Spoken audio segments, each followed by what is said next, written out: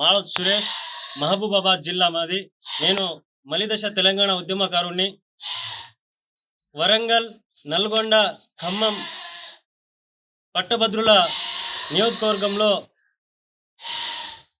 నిరుద్యోగులు, ఉద్యోగుల పక్షాన పోరాడేటటువంటి ప్రశ్నించే గొంతుక తీన్మార్ మల్లన్న పోటీ చేస్తూ ఉన్నారు.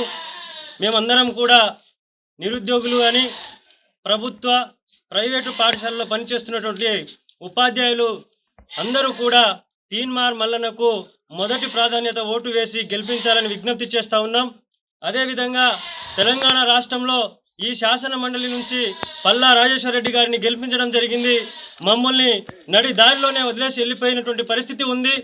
మా పక్షాన పోరాడి మా హక్కుల్ని సాధించేటటువంటి ప్రశ్నించే గొంతుక తీన్మార్ మల్లన్నను ఈ శాసన మండలి నుంచి 1,00,000 ఓట్ల మెజార్టీతో గెలిపించుకొని శాసన మండలికి పంపిస్తామని చెప్పేసి, అట్నే పంపించడం కోసం నిరుద్యోగులు, ఉద్యోగ మిత్రులందరూ కూడా సహకరించాలని చెప్పేసి విజ్ఞప్తి చేస్తున్నాం.